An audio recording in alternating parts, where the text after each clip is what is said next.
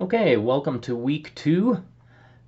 This is an abbreviated week. We would, were I doing this in person, have had a lecture on Monday, except that because that was a holiday, we would not have had a lecture on Monday. So in any case, this will be the only lecture that we have for week 2. And it's divided in half, roughly.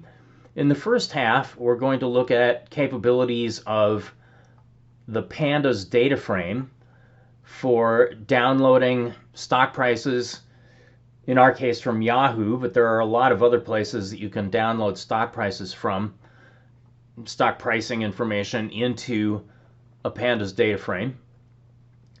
And in the second half, we're going to take a look at the idea of a European call with two different methods for computing an appropriate price for a European call. One is the closed formula from the Black-Scholes-Merton model, which you very likely were introduced to in the prep month. And we're also going to take a look at an alternative way of computing a price for a European call, which is called the binomial tree. The advantage of the Black-Scholes-Merton formula is that it can be computed very rapidly. The disadvantage is that the Black-Scholes-Merton formula is not extremely flexible to things like changes in how the volatility is modeled or how interest rates are modeled or things like that. The binomial tree is more flexible, but it's also a great deal slower. So it's a trade-off between slowness versus flexibility. All right, now when we get to the binomial tree material, I will announce, because last year was true, that we're in week 5, but no, I promise we're not in week 5. We're in week 2. So just ignore what I say about being in week 5. Also, I should mention that because the material that's in this week 2 presentation was spliced together from 2 different presentations from a year ago, the page numbers for everything is going to be different, but the material is the same. Except for either an amusing or an embarrassing mistake that I made when we get into the data frame stuff. All right, well, without further ado, we'll move on to taking a look at Pandas data frames and stock prices. In the first part of this lecture, we're going to take a look at using some facilities that Pandas provides for obtaining and analyzing stock market information. There are several sources of stock market information. Yahoo Finance is one free source. We can use a module called Pandas Data Reader to get stock market information from Yahoo and various other sources.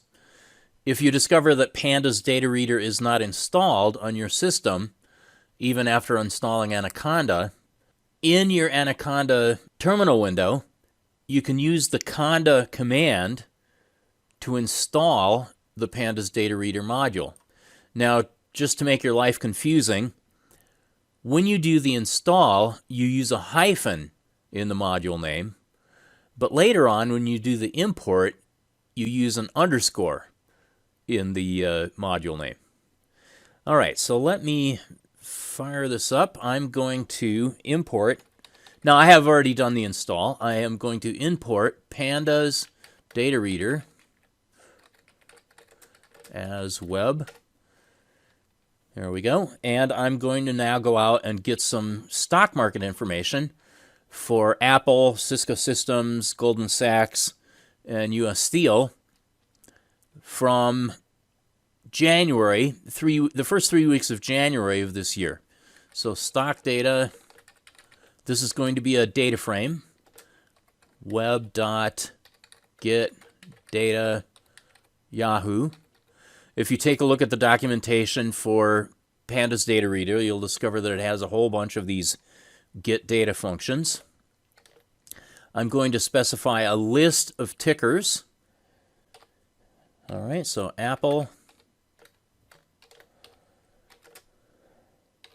Cisco, Goldman Sachs, U.S. Steel. I seem to have a personal fixation with Cisco systems because I lost an enormous amount of money with Cisco systems back when the internet bubble collapsed. All right, so there's my tickers. And I'm going to also specify a start and end date. Start gets 2019-01-01 and gets 2019-01-22.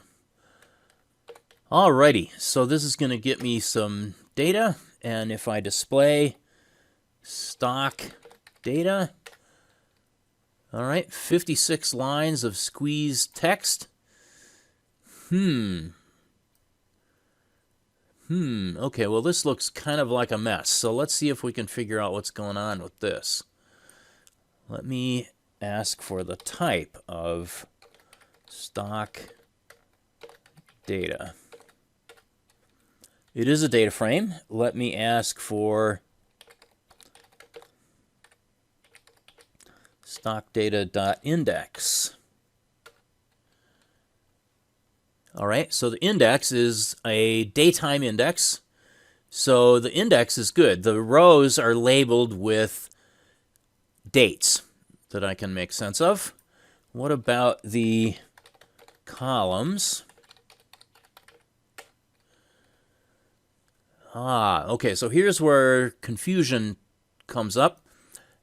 The columns are a multi-index. What that means is that it's a multi-level layer of columns.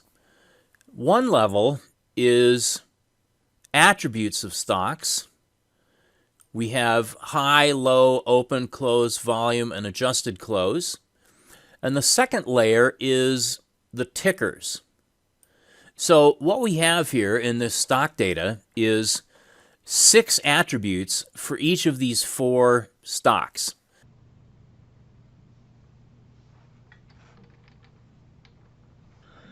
In the most recent version of Pandas that we installed with Anaconda 2020.07, the display of the columns multi-index looks different, but the behavior is the same. So this display of the multi-index that you're going to see is easier to read because you are shown the first level index and the corresponding second level indexes.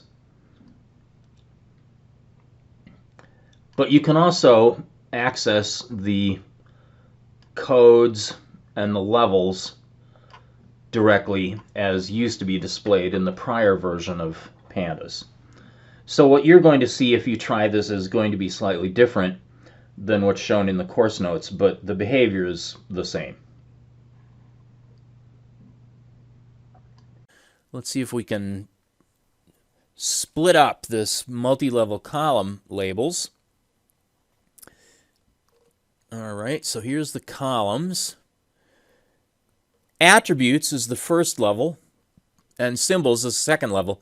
And I can see the names of the 2 column levels in the names field.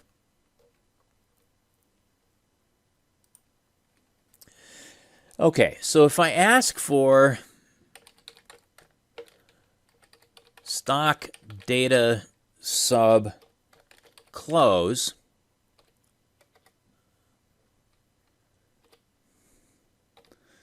I should have said gets there rather than the parenthesis.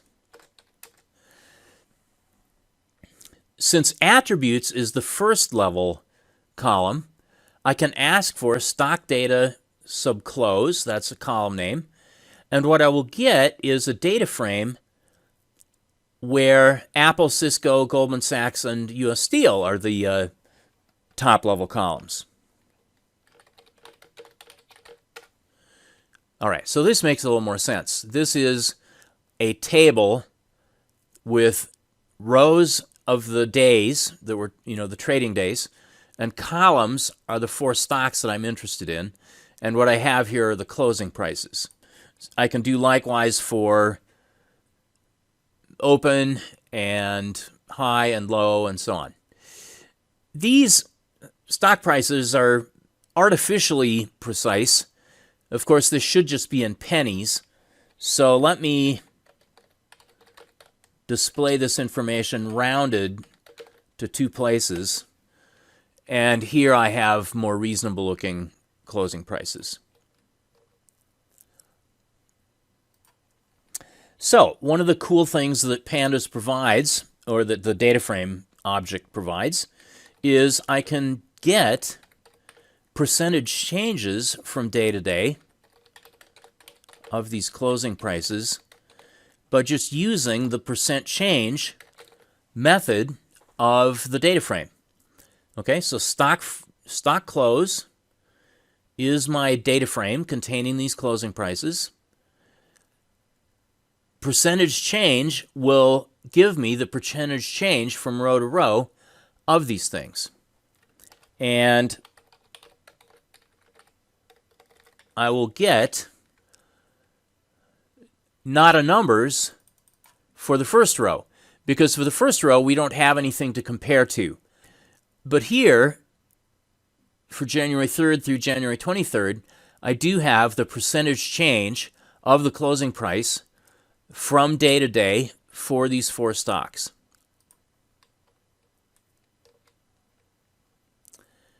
If I would like to see a plot of that stuff, I can import matplotlib,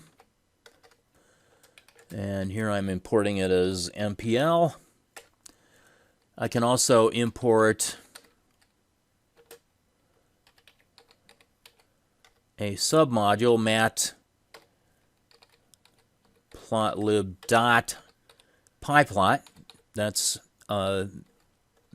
Python plot as PLT. So stockrets.plot. Okay, that is, whoops, I need to spell plot. I need to spell and pronounce stockrets properly.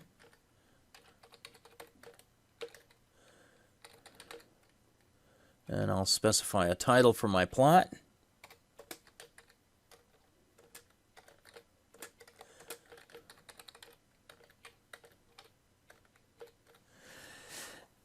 All right. That gives me a matplotlib plot object. And if I say plot.show, that object will be displayed.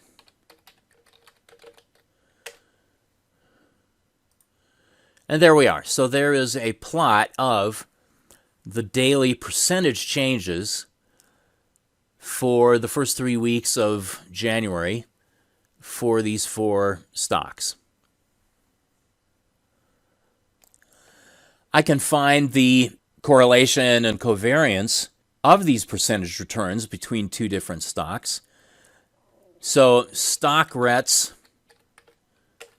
has 4 columns: Apple, Cisco, Goldman Sachs, and US Steel. I can, since there are no special characters in these column names, simply access the Apple percentage changes as using the .apple as my column. Likewise, stockrets.Goldman Sachs for the Goldman Sachs percentage returns. And to use the correlation function,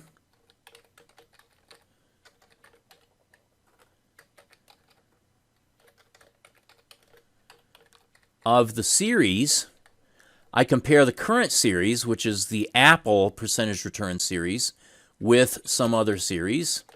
Let's compare Apple and Cisco.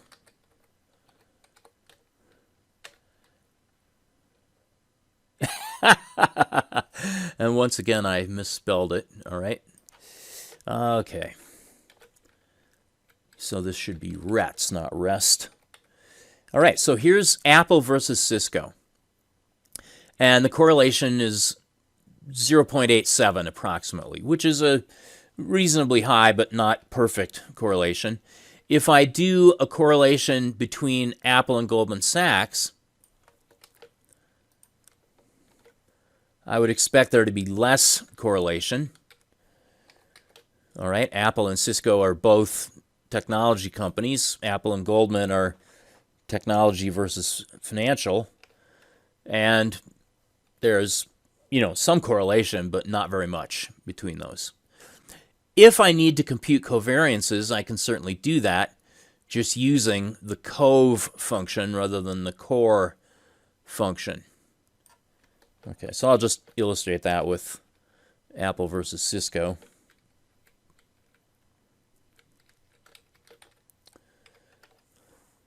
And there we are. Now, you're going to notice an unfortunate discrepancy between what's in the course notes on the left side and what's in the output of the live example on the right side. This is because when I wrote the course notes, I was using the interval of dates from January 1st of 2019 up to and including January 22nd of 2019.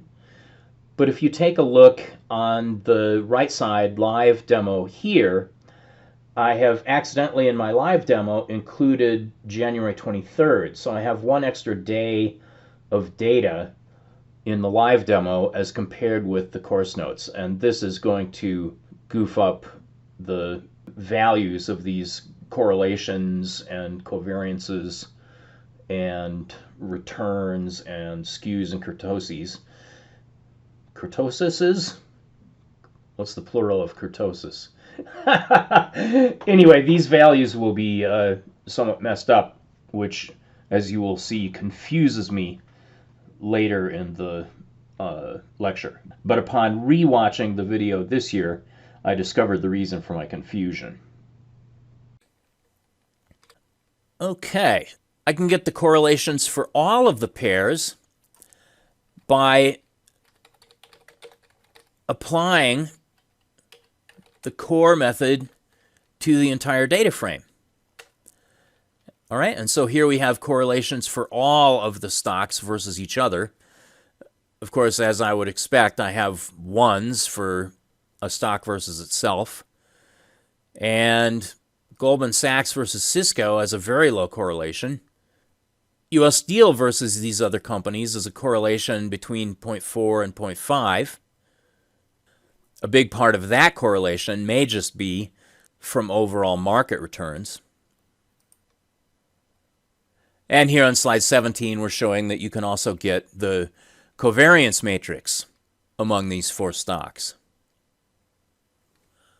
All right, now we looked at percentage returns, but usually when we're doing financial analysis, we don't use percentage returns. One obvious reason why is that a stock can only go down by 100%, but it can go up by much more than 100%. And we would like to be measuring our returns in a scale that's not skewed. So we typically assume that log returns are normally distributed. That is, we assume that the log of today's price over yesterday's price is normally distributed with some mean return and some standard deviation of returns. And of course, both the mean return and the standard deviation of returns will vary from one stock to another. Now, a reasonable question to ask is, are these log returns in fact normally distributed? If they are, that means we should have zero skew. We should also have zero so-called excess kurtosis. Now, the kurtosis for the normal distribution is 3. Excess kurtosis means that we have more than 3, and therefore we have fatter tails than an actual normal distribution has. And so it's the excess kurtosis that our methods here are going to compute for us. Okay, so let's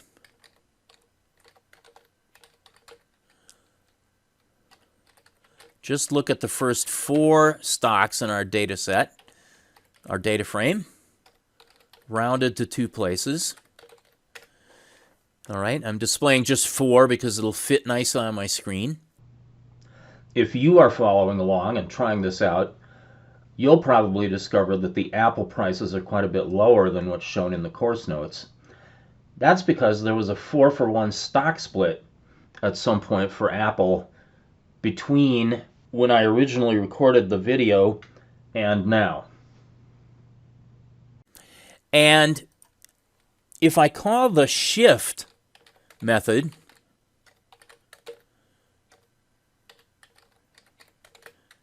and shift forward by 1, this has the effect of pushing all of the rows in the data frame forward by 1 index, forward by 1 day in this case. Okay, so here is my original data frame that has the closing prices for these 4 stocks on January 2nd, January 3rd, January 4th, and so on. Shifting this data set forward by 1 pushes the closing returns forward by 1 day. Well, what in the world good does that do us? Well, what it means is that we can divide the closing price on January 3rd by the closing price from the previous day to get the fractional return from January 2nd to January 3rd. And we can then take the log of that to get our log returns. So let's see how that happens. All right, I simply say stock close divided by stock close dot shift 1, and that will end up creating for us a data frame in which all of the closing price values are divided by their next day closing price values. And I get a whole bunch of values that are more or less in the vicinity of 1, plus or minus. And these I can take the logs of. I can take the logs of these values to get the log returns. All right, so let me do that. So here's my ratio of closing prices, and I can ask for np.log to get a vectorized computation of the logs of all of these things. And let me store the result using a variable logret. All right, so the log returns are, silly me. Okay, so I imported pandas, but I forgot to import numpy. So let me import numpy as np so that I can use the np log function. And so here are my log returns. And we're assuming that these log returns are normally distributed around some mean on a stock-by-stock basis. I can plot this in the same way that I plotted the percentage returns, except this time, instead of percentage returns, I want to plot my log returns. And I will call these log return.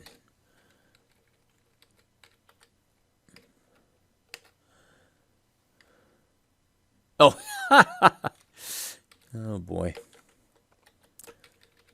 It's just logret.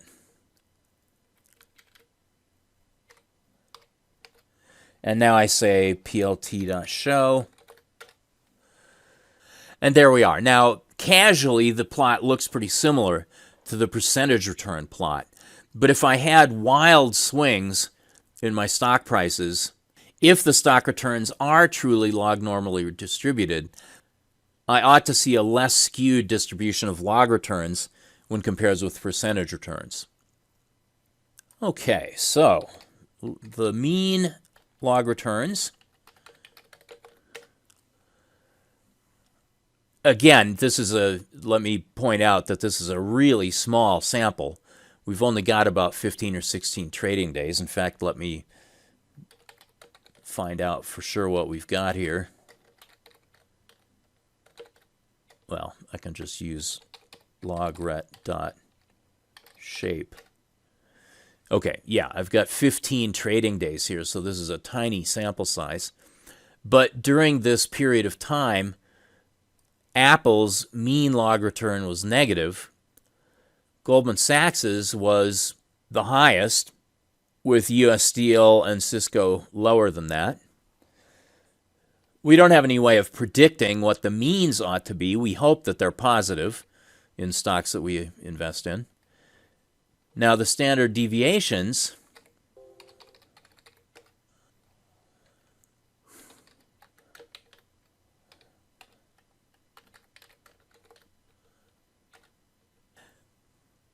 now I've just noticed an interesting thing here, which is that my results shown on slide 23 don't precisely match the results that I'm getting now. And I'm not 100% sure why that is. Now, these slides were created in the early part of the year. Let me go back and look at the raw data.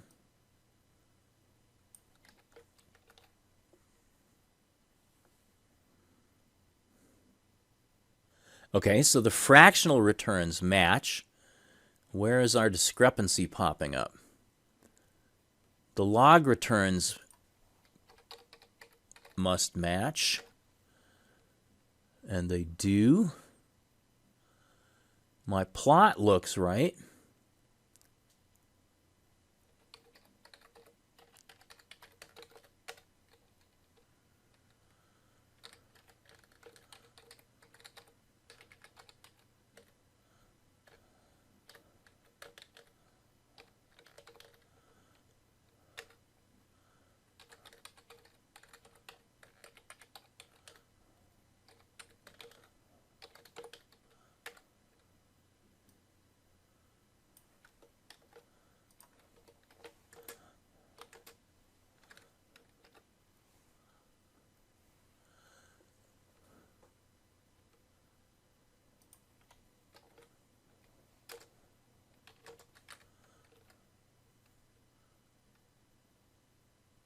Huh. But the means are wrong. So I must have taken a screenshot of the wrong stuff. In any case, logret.mean is the means of the log returns for these four stocks, and standard deviation is the standard deviation of returns. And we see that each stock has a different standard deviation of return. We wouldn't expect them all to be the same. Now, in terms of figuring out, are these things normally distributed or not, we would expect, and these are just a couple of quick tests, this is not remotely close to proof one way or the other, but we would expect that the skew should be logret.skew should be 0, and it's not. The means are skewed away from 0 in all these cases. We would also expect the excess kurtosis to be close to 0, and it's in all cases higher than 0. So the implication here is, again, based on this very tiny sample size, that the distribution of these log returns have much thicker tails than we would expect from a normal distribution. For a normal if this were a true normal distribution, we would expect the skews to be 0 and the excess kurtosis to be 0 as well. All right, so that's just a quick demo of some of the facilities within the data frame module for obtaining stock market data and for computing fractional returns and therefore log returns with mean, standard deviation, skew, and excess kurtosis for the returns, and also computing correlations and covariances. Okay, in this lecture in week 5, we're going to do a preview of coming attractions of sorts. We're going to take a look at a European call option and how to price such an option using a binomial tree pricing model. And we'll also talk briefly about the Black-Scholes-Merton closed form formula that you can use for pricing European options as well. So a European call is just about the simplest kind of option that you can have.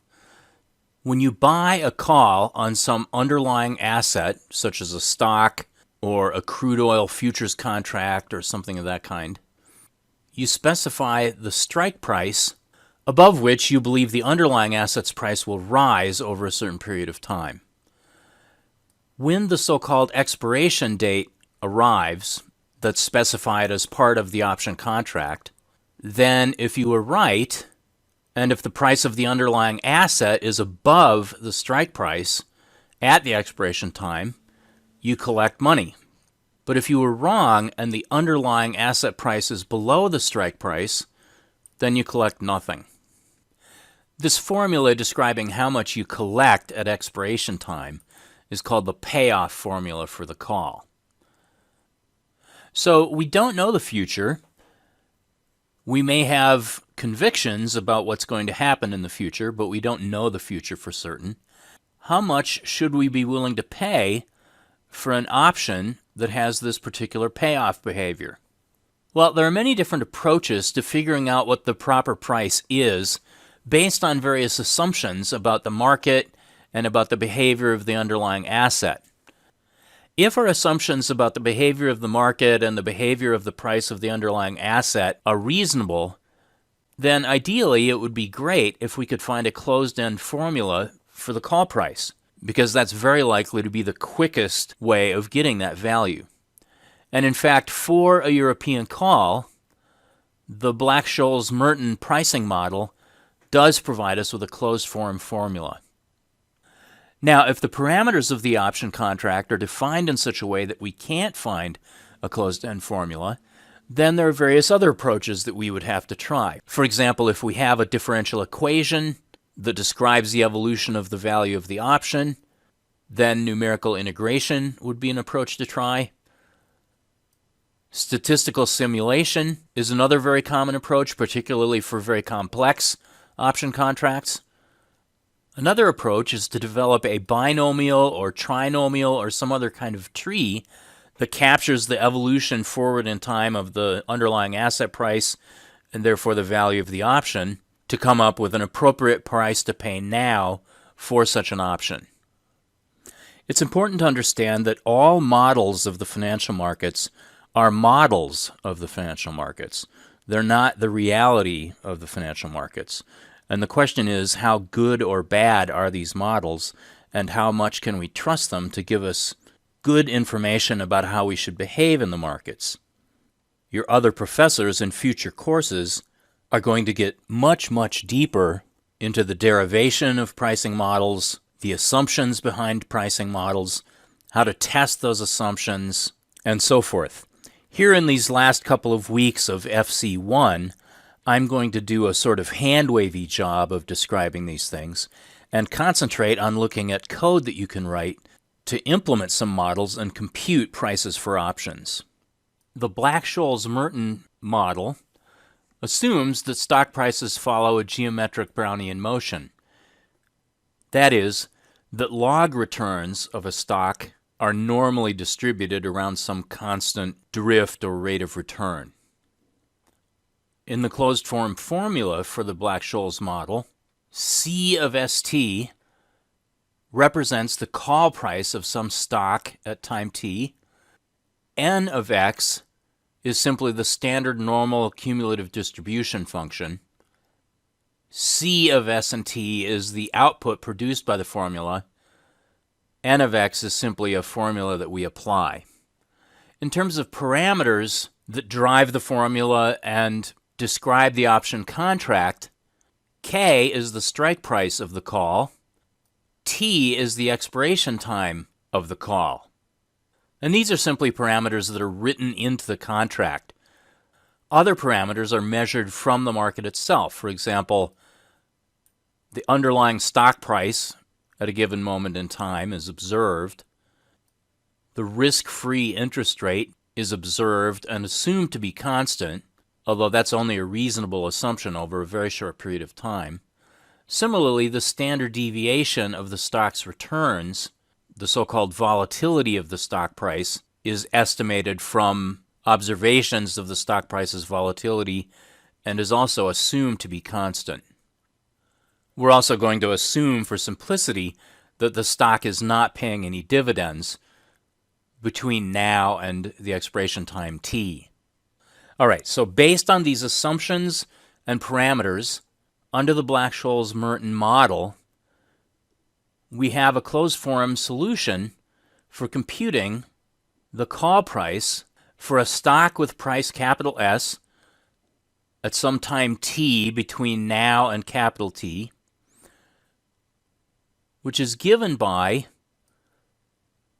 the normal CDF of this factor D1 times the stock price minus the normal CDF of this factor D2 times the strike price discounted back from the expiration time capital T to the current time little t.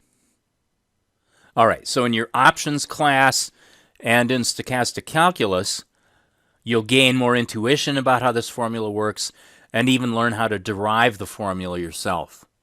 To make our lives easier, we're going to be computing option prices at time 0, that is now. So little t is just 0 in everything that we're going to look at. Okay, so let's assume that we're looking at some stock whose current price is $50, and we're interested in buying a call with a strike price of $50. That is, we're hoping that the stock price is going to rise above $50 so that we'll collect some money from this option. The observed risk-free rate in the market is 10%. Actually, that's a good deal too high, but we'll just use that as an example. And the standard deviation of the change in the stock price, that is the volatility of the stock, is 40% or 0.4, which is actually a fairly moderate volatility. Let's assume that we want an option that expires 5 months from now, so that in an annual term, that's 0.4167, roughly speaking. Then we can plug all these values into this formula here on slide 5 and compute that the European call price of this option now, under the Black-Scholes-Merton model, is $6.12. Okay, so for a European call, if we believe that the assumptions in the Black-Scholes-Merton model are reasonable, and if we believe that we've been able to measure volatility and risk-free rate and so forth accurately enough, then this is a very quick and convenient way of getting a correct price. But the Black-Scholes-Merton model is not very robust to changes in the underlying assumptions or in changes in terms of the contract, like a flexible expiration time instead of a fixed expiration time. So let's take a look at another approach called the binomial tree, which is slower but a little more flexible than the Black-Scholes-Merton formula. Okay, so the binomial tree model makes use of what are called risk-neutral probabilities to determine, based on the same parameters as in the Black-Scholes-Merton model, what the relative probabilities are that the stock is going to rise in price or fall in price in a so-called risk-neutral world. The whole concept of risk-neutral behavior and risk-neutral probabilities is something that you're going to see much more of in later courses. At a surface level, we call a person risk-neutral if they don't care between a definite payoff of N dollars versus a statistical expected payoff of N dollars. Now, in fact, most people are risk-averse and would prefer a good sure thing to a possibly better risky thing. However, there is only one market, and consequently the fair price for this option has to be the same for each person in the market, regardless of how risk-neutral or how risk-averse a person might be. So we assume a risk-neutral world, we build our forward-looking tree of possible future stock prices, and then we can use what's called backward induction to start from the expiration time t We compute what the actual payoffs of these possible future stock prices are at time t, and then we can step backward to time 0 to figure out what the option price should be right now. Let me give you one really quick idea of what a risk-neutral person versus a risk-averse person might be. Let's suppose that you're going to invest $1 with me, and I tell you you have a choice of 2 different investments. You can either invest $1 with me, and at the end of the year, I'm going to flip a coin, and regardless of whether I get a head or a tail, I'm going to give you back $1.05. So that's one possible investment. Now, the other investment is you give me $1, I flip a coin at the end of the year, and there's a 50-50 chance that I will either give you nothing back if I get tails, or I will give you $2.10 back if I get heads.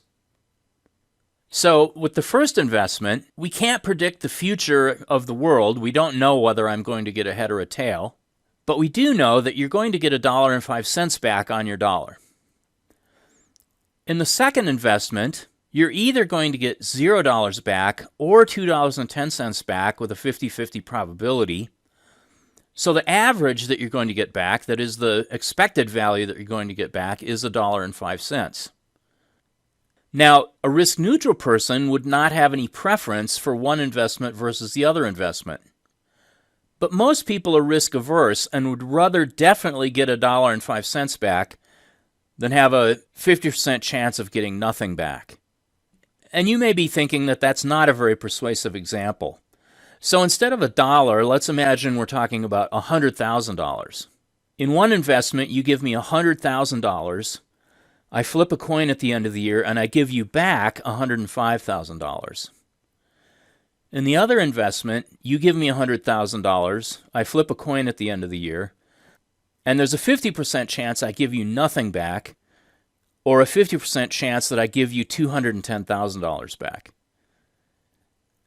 Well, now that we're talking about actual money, my guess is that you would really rather get $105,000 back as opposed to taking a 50-50 chance of getting nothing back, even though the expected value of the 2 investments are the same. A truly risk-neutral person would still be indifferent between those 2 possible investments. Okay, so the binomial tree option pricing algorithm requires the same parameters that the Black-Scholes model requires, with one additional parameter. That is, we have to specify for the binomial tree how many levels there are going to be, how many time intervals there are going to be in the tree. And the larger that number of time intervals is, the closer our computed price is going to be to what we would get from Black-Scholes. But the downside is that the larger n gets, the slower the algorithm runs. Okay, so from the parameters that we have, we're going to compute a bunch of helpful variables to simplify our code. Delta t is going to be the number of years in each time interval. This is simply the expiration time in years divided by the number of time intervals that we specified. The factor by which a stock rises, if it rises, is e to the sigma times the square root of delta t, where sigma is the volatility of our stock. This captures the geometric Brownian motion assumption that we have from the Black-Scholes model. If the stock falls, the amount by which it falls is e to the minus sigma square root of delta t.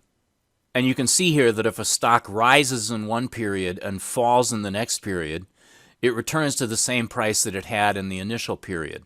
That is, u times d is just 1. The risk-free rate factor, incorporating our risk-free rate, is e to the r delta t. And then the risk-neutral probability that the stock price will rise is computed as a minus d over u minus d. In multi-period asset pricing, you'll get a detailed explanation of the conceptual meaning and the mathematical derivation of this. Then the probability of a downward movement, of course, has to be 1 minus the probability of an upward movement. Now, at the top of our tree, the current stock price is S sub 0. And for each node below S sub 0 in our tree, we'll have some permutation of upward movements and downward movements. So at a given node at some future time in our tree, the price of the stock will be given by the price now times the combination of up factors and down factors. Okay, so in particular, let's look at the same example that we plugged into our Black-Scholes-Merton formula. We have an initial stock price of $50, a strike price of $50, a risk-free rate of 10%, a volatility of 40%, and 5 months until the expiration of the option. Our additional parameter that we're adding is that we're going to have 5 levels in our tree. That is 5 number of time intervals between now and 5 months from now. Okay, so from these specific values, we can calculate delta t, the up factor and down factor, the risk-free rate factor, the probabilities of an up move and a down move, and then we'll also be able to compute future stock prices based on today's stock price and some permutation of up and down moves. All right, so on slide 10, we have the beginnings of coding for a European call option class. The attributes within the call option class have to be specified when the European call option object is created. And these are the current stock price, the strike price, the risk-free interest rate, the volatility of the stock, and the future expiration time of the option. Each node in our tree is going to contain 2 price values. First of all, we'll have the stock price value, which we will compute going forward based on our up and down price factors. And then we'll also have an option price in each node that we'll compute using backward induction based on the risk-neutral probabilities of up or down stock price motions from the expiration time back to the current time. Now, because in this binomial tree model, the price change of an up move is the inverse of the price change for a down move, then starting from a given node, if we go up and then down, we get the same price as if we go down and then up. We can represent this as a list for each time step of lists for each sequence of up-down moves of these price node objects. And here's how that's going to look. Here on the left is the current time. The stock price will be S sub 0, whatever the observed stock price is now. And then we will construct our tree over 5 time periods by computing the stock price if the stock price goes up or if the stock price goes down. Then computing the stock price if the price goes up twice, or up once and down once, or down once and up once. Notice that going up once and down once is equal to going down once and up once because of the way our up and down factors are defined in this model. And then we have a stock price if we go down twice. Eventually, we get to time t, the expiration time, having taken 5 time steps. And this upper right node is going to contain the stock price based on going up 5 consecutive times. Likewise, the lower right stock price will be the price from going down 5 consecutive times. The nodes in between can be arrived at through several different up-down permutations. For example, to get to this node here, second from the top on the right, we could go up, up, up, up, down, or we could go down, up, up, up, up, or we could go up, up, down, up, and so on. So any combination involving 4 ups and a down is going to arrive at this node. Likewise, any combination involving 3 ups and 2 downs will get here, 2 ups and 3 downs here, 1 up and 4 downs here. All right, so let's form that as a list of lists, which is going to make our bookkeeping easier. And here is our list of lists. Binomial tree sub 0 is going to be a list of 1 price node object. That's going to contain the stock price and the option price at time 0 right now. Then binomial tree sub 1 is going to be a list of 2 price node objects. For the first time interval, that is 1 month in our case, because we have a 5-month expiration time and we've chosen to use 5 time intervals. So at 1 month, the stock price may have gone up or it may have gone down. At 2 months, the stock price may have gone down twice, or up twice, or up and down, or down and up. All right, so this middle node is what we have if we go down and up or up and down, and so forth, all the way to the final list of 5 nodes containing the stock prices and the option payoffs at the final time capital T. Okay, so here in slide 14, we're showing filling in the stock prices forward in our binomial tree. The current price of the stock is 50, and based on the up and down factors that we computed in the model, if the stock price goes down, it's going to be 44.55. If the stock price goes up, it's going to be 56.12. If the stock price goes down and down again, the stock price is going to be 39.69. If the stock price goes up and up again, it's going to be 62.99. And if it goes up and down, regardless of the order, we will find ourselves back at a $50 price. And so we can simply easily fill in the stock prices in our binomial tree following the formula that each stock price in the tree is given by the initial stock price times some series of up and down movements. Now, of course, in real life, if the stock price is $50 today and we wait for 1 month, it's exceedingly unlikely that the stock price is going to be either $44.55 or $56.12. Remember, this is a model of reality. It's not actual reality. And the model captures the geometric Brownian motion assumption that we used for the Black-Scholes-Merton model. We'll see that as we increase the number of time steps, this becomes more realistic and gives us a computed option price that's closer to the closed-form formula, but unfortunately also at the cost of slowing down considerably.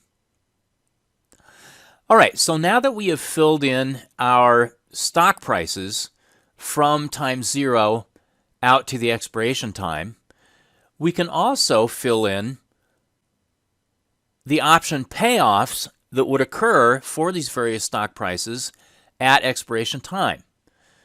Remember that the payoff of the call option is the maximum of the expiration time stock price minus the strike, or 0.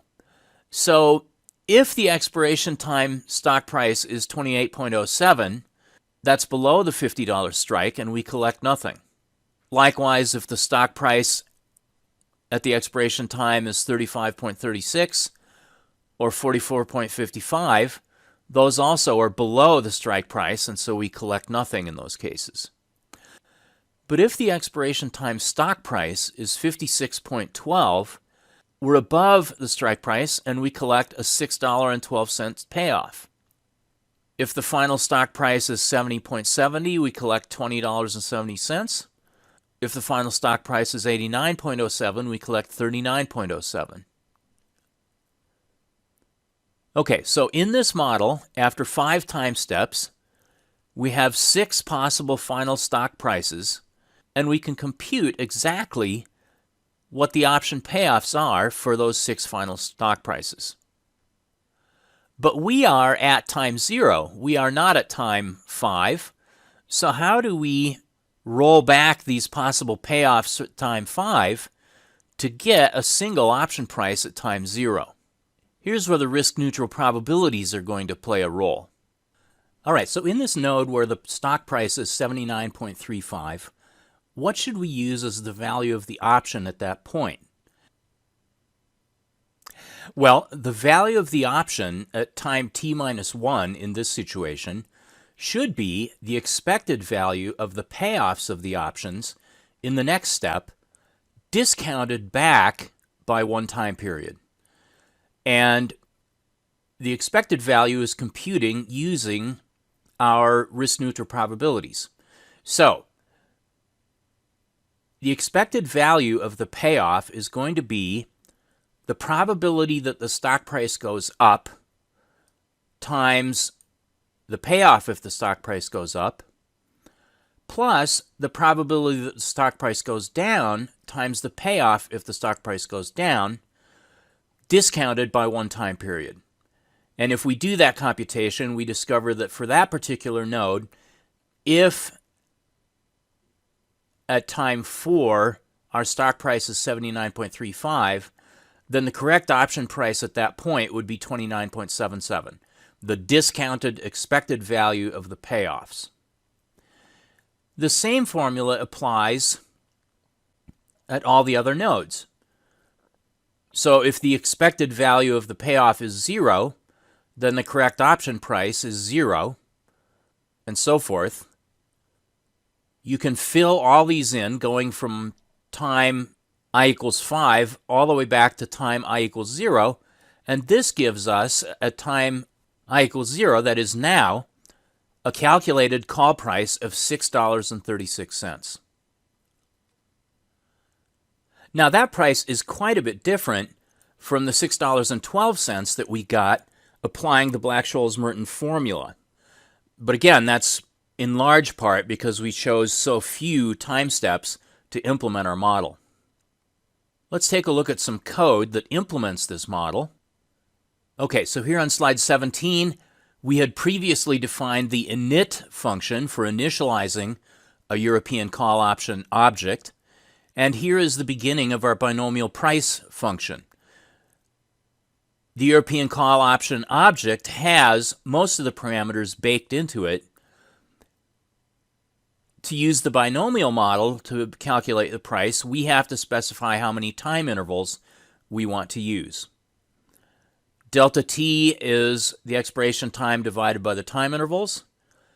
Here we have the up factor and the down factor, the interest rate factor, and then the risk-neutral probability of an up move in the stock price and of a down move in the stock price. Now, num intervals is a very long variable name, so in the rest of this code, in order to get things to fit on the slides, I'm creating an abbreviated name, ni. All right, so having defined values for our various parameters, the first thing we want to do is to create this binomial tree, that is this list of lists of price nodes that at the moment are all going to have 0 value.